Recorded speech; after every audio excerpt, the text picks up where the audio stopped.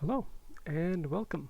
In this video we're going to add another capability to our Python toolbox, and that is the ability to access files directly in Python.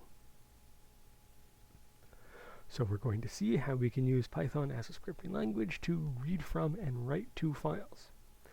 In particular, since I'm focusing on doing this as an administrator, we can use this to start having our scripts make persistent changes to our systems.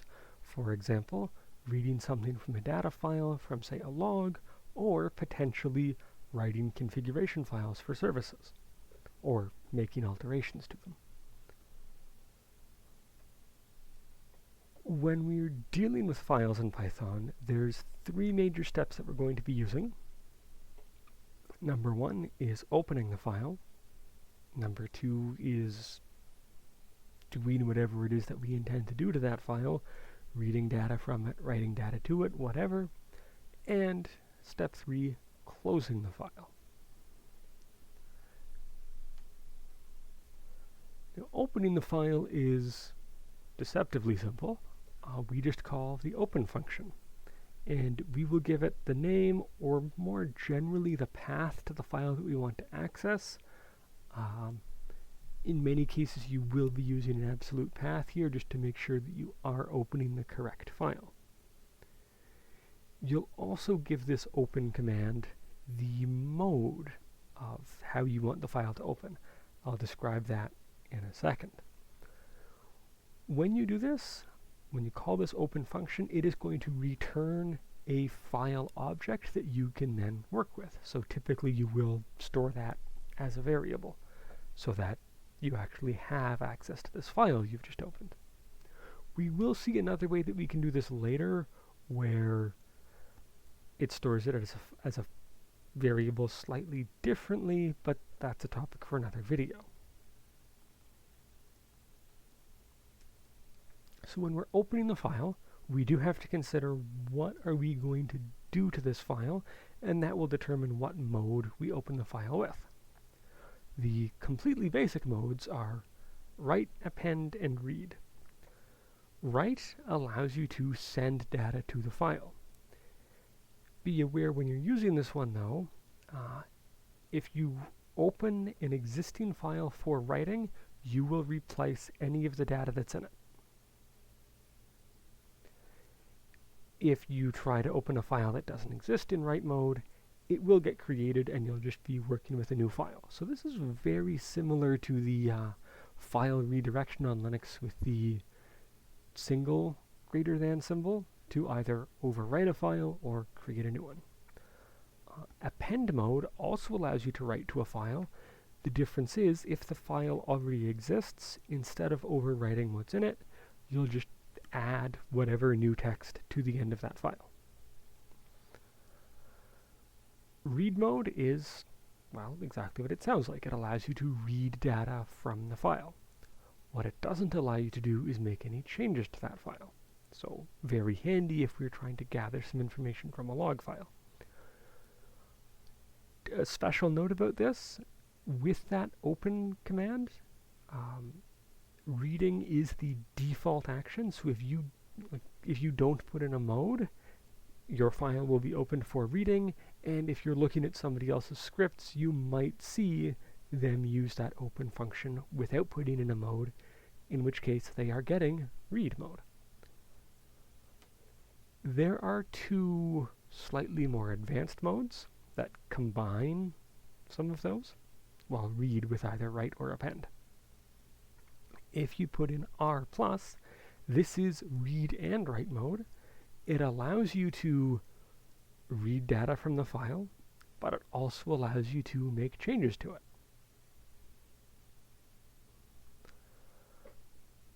Append and read is very, very similar. It does allow you to read and write, but the difference is it puts your, I'm not going to say cursor because this isn't visual or interactive, but the marker of where you are in the file, of where you will start writing, would be at the end. With append and read, it's at the beginning with read and write.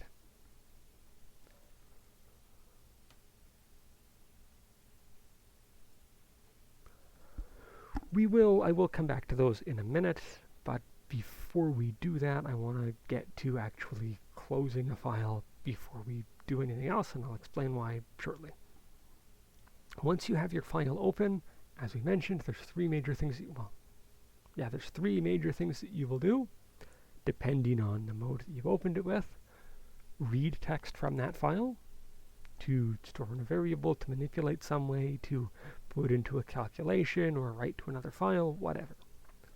You might write text to that file, and you might change your position inside the file.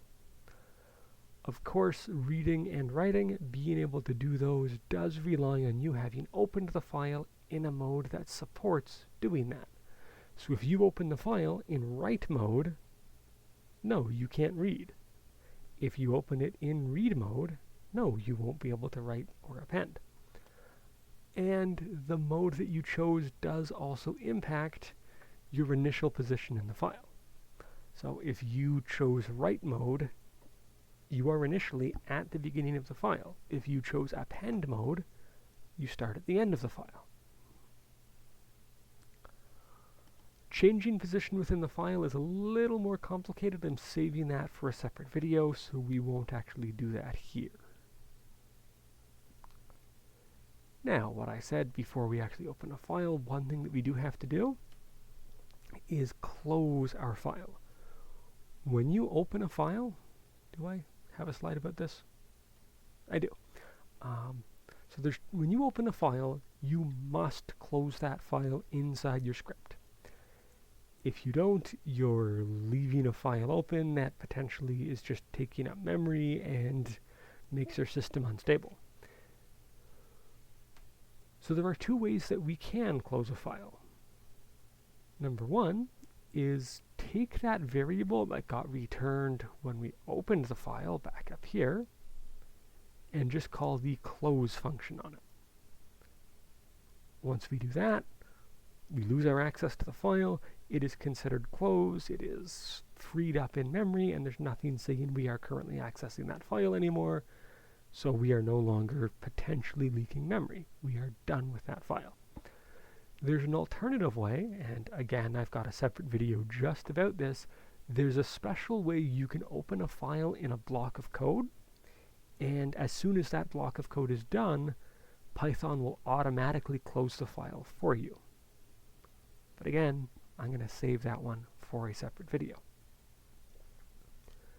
So per usual, I have my demo machine here, and I created a file, file.py. Very, very simple. Doesn't actually do anything with our file.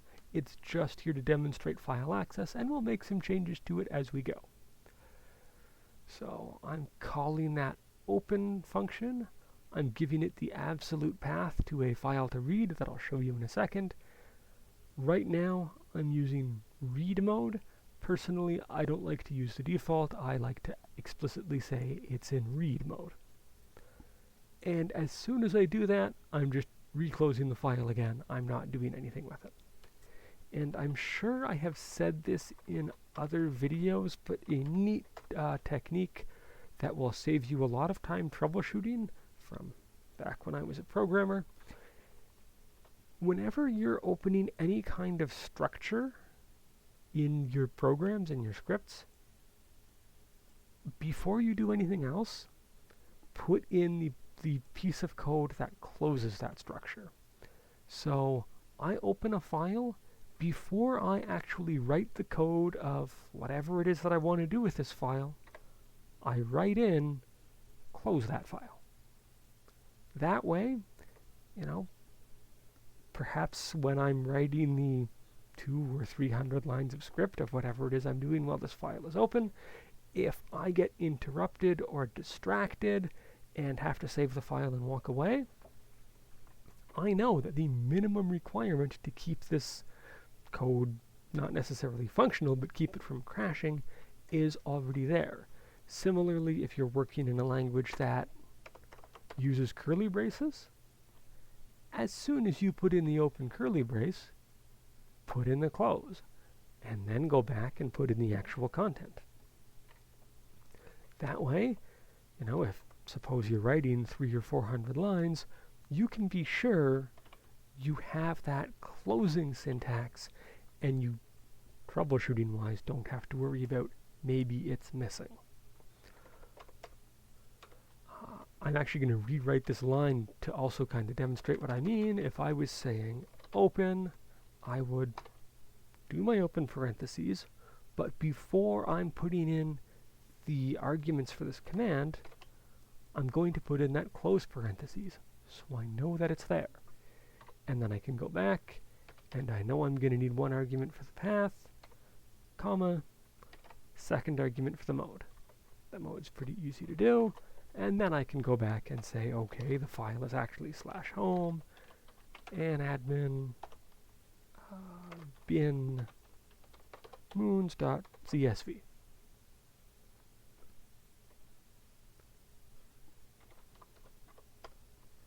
Now this moons file, this is just a simple demo file. I built this from information I pulled off Wikipedia. I believe it was moons of Saturn.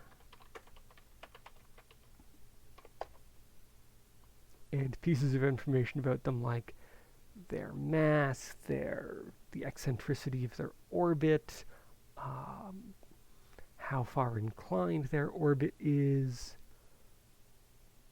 the year of discovery, who discovered them. Oh, and of course, the name, the order counting outwards. I think how reflective they are is in there. So just some data to work with in this case.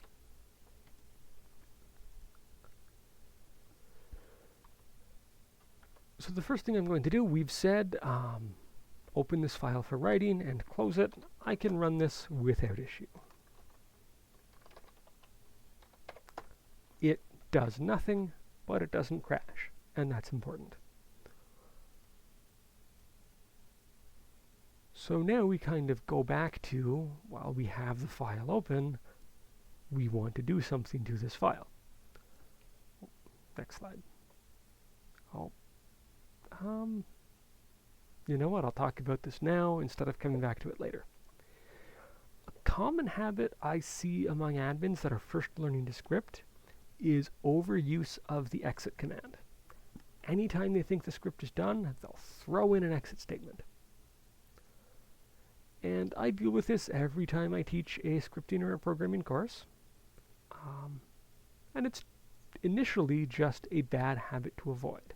I commonly see it show up in things like case statements or if statements, where if this condition do something, then exit. Else if this condition do something and exit. Else if do something, exit, else exit. You really don't need all of those exit statements. The structure of your code, the logic of it, should guide it to the end. The exception, of course, is when your code can't continue and must exit. Then you can call an exit statement. But the reason this becomes an issue now is we potentially have files open, and you need to make sure that you do not exit while you have that file open. So I'm just going to go back in and I'll quickly pseudocode something.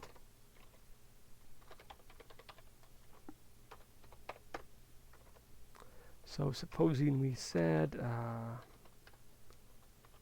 that's not a shebang line. There we go. User bin env python 3. I'm not even going to do the normal header. If I said my file is open,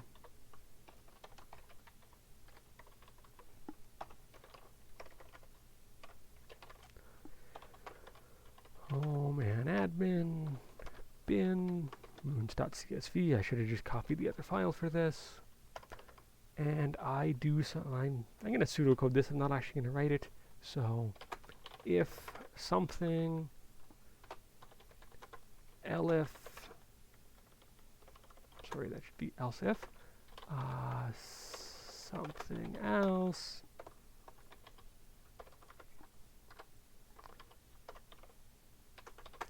if another condition else. And in each of these I might do something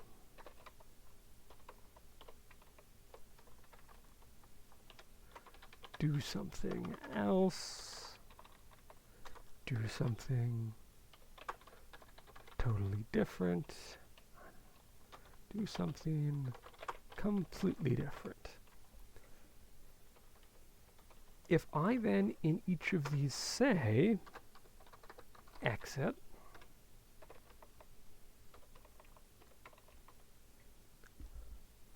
in any one of these, I would be leaving this file open. Now I could go through, and in each one, before I say exit, I could say my file.close,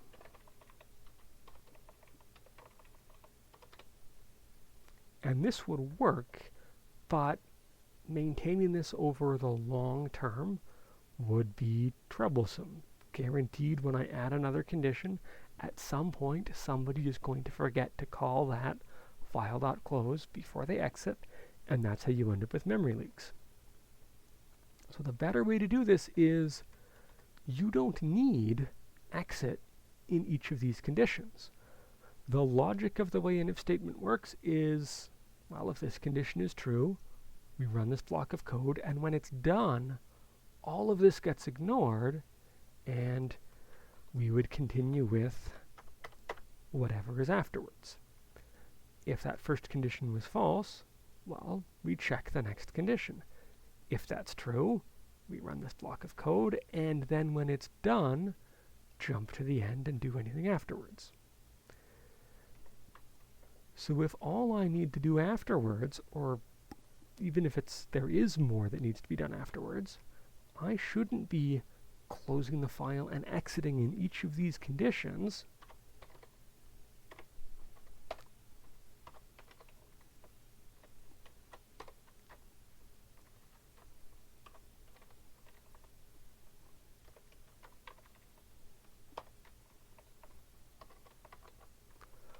I have my if statement. Each condition in there does what it's supposed to do. Once that particular condition is done, we let our code continue from the bottom, and afterwards we close our file and exit if need be. And while I'm on the topic, if it's the last thing in your code, you don't actually even need that exit. Just do your close and let the script end on its own.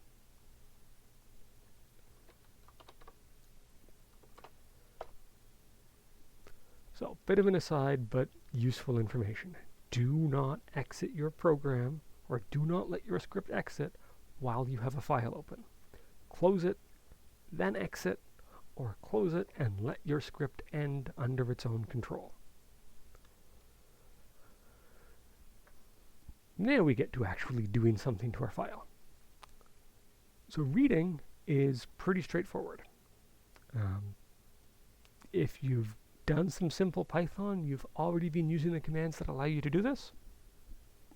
You can, whatever your file object is, .read, and this will read the entire contents of that file, everything that's in it, and store that in a variable for you to use.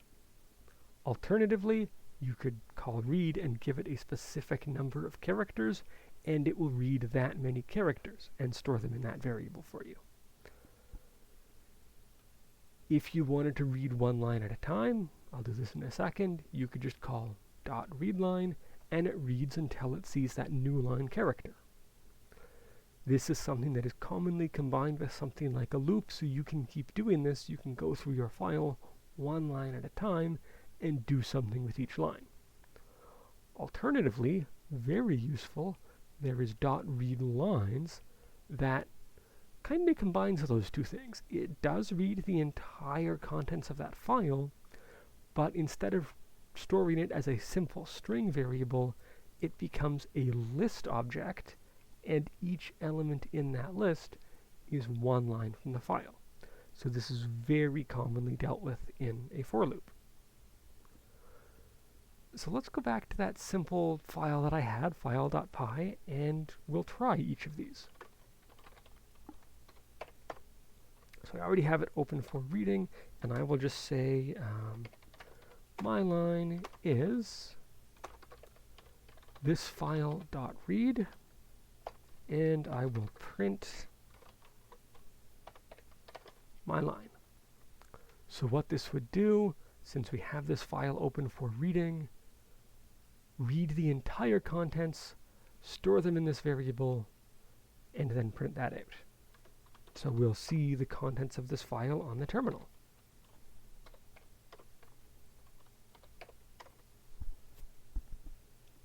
And there it is.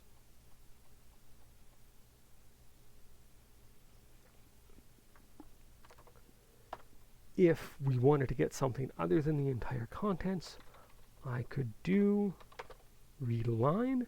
It will read just the first line, and in this case I'm just going to copy that and do that several more times. I'm not going to put this in a for loop right now. I'm just going to read 4 lines and print them out. And when we call it, there we go. For each one, it reads 1 line up until the new line character, and then prints it.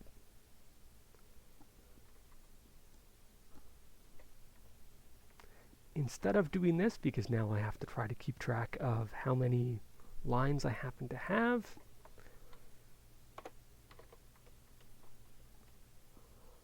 we could put this in a for loop. So for some, well, really it's a string variable in our file,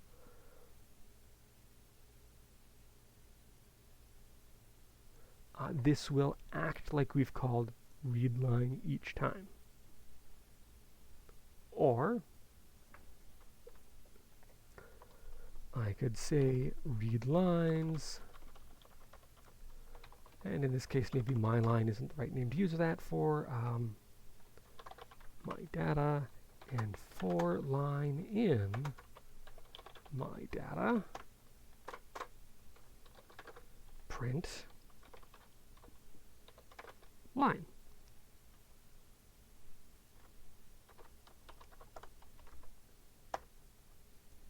And this way it is printing out each line one at a time, however many lines happen to be in that file.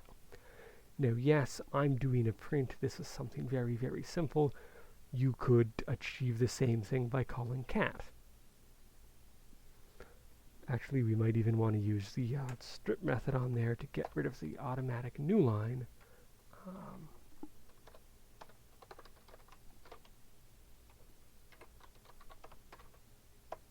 There.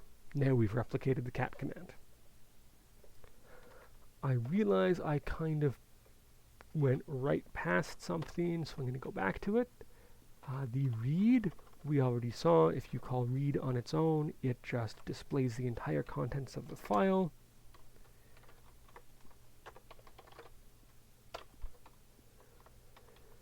If you give it a specific number of characters to read, it will only read that many. So there's the first 50 characters in that file. So this is nice. It allows us to read portions of the file as we need them, whether that's everything as a list, 1 line at a time, that's up to us. Writing to a file, well, I'm not going to use moons.csv for this. I'm going to use, how about I call it demo.dat or file demo.dat for writing. In this case, we won't be able to read. How do we write? With the write function. So whatever your file variable is, dot write some string variable. This will work, well, not quite the same way depending on append versus write, but you call the same function and the difference between append versus write is where you are in the file. There is a second sentence on that slide that I'll come back to in a second. So instead of saying print my data and making that show up on my terminal, I will say this file dot write. In this case, I don't really have a my data. How about here is a sample string, just to show that we can write. And if I say ls file demo.dat, it's going to tell me there's no such file. That's fine, that's what I expected. But when I call file.py, and now if I say ls file demo.dat, it got created because it wasn't already there. That write function created it. And if I cat it, file demo.dat, there's a simple string. And here's the sentence that I said I'd come back to. With the write function, if you want that new line on the end of your line, you have to explicitly put in \n. I didn't, and so my string is here, and now the prompt for my terminal is showing up on the same line. Or if I was to say, try to write new data, it would be in the same line. So I might instead want to say, new line. I'll run my script again. And now if I cat file demo.dat, there we are. Here's a sample string, new line. And what you'll notice is, here's a sample string is only in there once, because when I say write mode in my open method, or open function, I'm overwriting the file that I'm opening. If I wanted to add to it, I could say append instead. So now when I call that again, and again, and again, if we look at file demo, each time I said write, it just added this to the end of my data.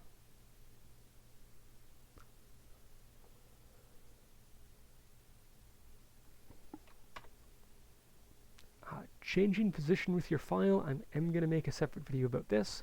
When you're working with your file, if it's something long or complicated, you may potentially need to change where you are in that file. This is particularly important if you opened in append and read or read and write, and you want to add new data at the beginning of your file instead of at the end. You might need to use the seek function. Well, it'll do most of that. I've got a whole separate video about seek we'll deal with later. An alternative, if we just want to skip forward partway through the file, is you can just read forward a certain number of characters and then write from that point. Or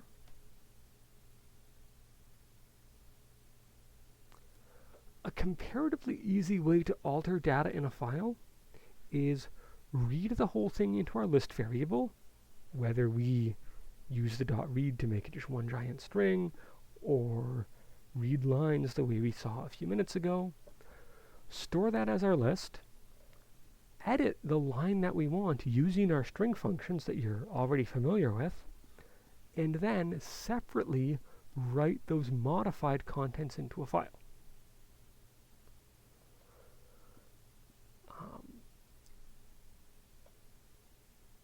This way we can manipulate the data however we want using the Python tools that we're already familiar with, string functions, list functions, and without having to worry about seek, we can move around in our lists and our strings, manipulate them however we want, and then just, when we've made our changes to that list variable, just write this all back to a file. So I've got a demo of this.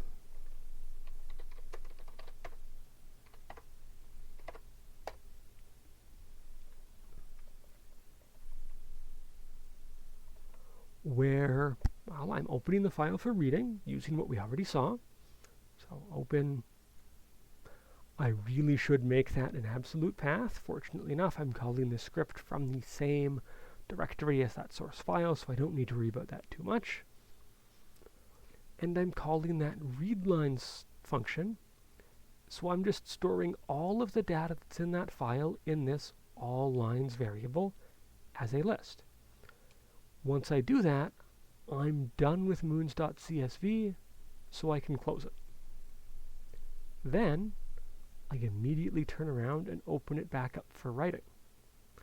So that, as I'm parsing through that data one line at a time, I use my string functions, replace, to change Voyager 1 with Professor Doom. I'm then going to print out the updated text just so we can see what the change that was made. I probably wouldn't leave this in the production script, but while I'm debugging, it's useful to see what's being changed.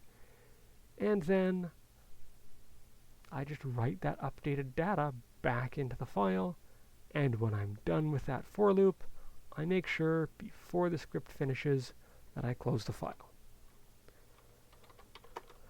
So if we look at moons.csv again, it's a number of moons with a bunch of data about them. And if I call my file demo.py, it prints that out. And if I scroll back up, some of those earlier moons, oh, they weren't discovered by the Voyager probes. They were now discovered by Professor Doom. And if I look in my actual data,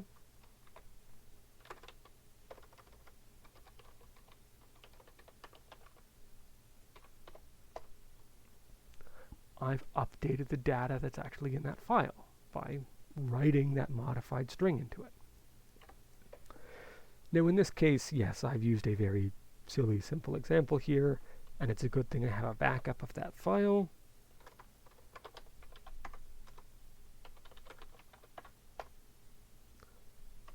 So no one needs to know that I accidentally discovered those moons before the Voyager probe. But this technique of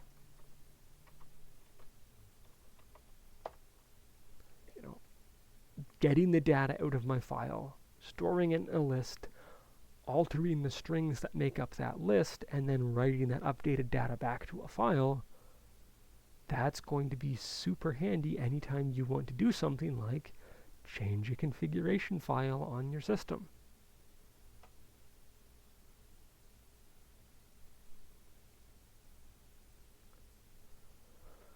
So what we've looked at in this lesson is just the basics of how to interact with a file using Python. This way we can write scripts that, well, either read stuff from a file and do some calculations with it, use everything else you've learned from Python to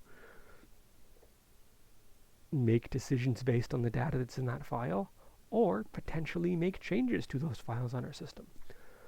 I want to write a script that will change the SE Linux configuration file back to using enforcing every time one of my colleagues tries to set it back to disabled. I just write a script that opens that file, and if it sees disabled, it replaces it back to enforcing. And then maybe I set up a cron job to run that every hour on the hour, maybe every minute. Because pretty much all of your configuration on your system is stored as a plain text file, as long as you know how to use that configuration file, you can write a script to alter how your services behave, to partially automate some of your jobs so that you can concentrate on the things that actually require your complex decision making and leave the simple repetitive stuff to your scripts. Now, of course, there's more to this. I mentioned in this video there were a few more things that we needed to do. So I've got 3 more videos coming. Thank you. I'll see you in those.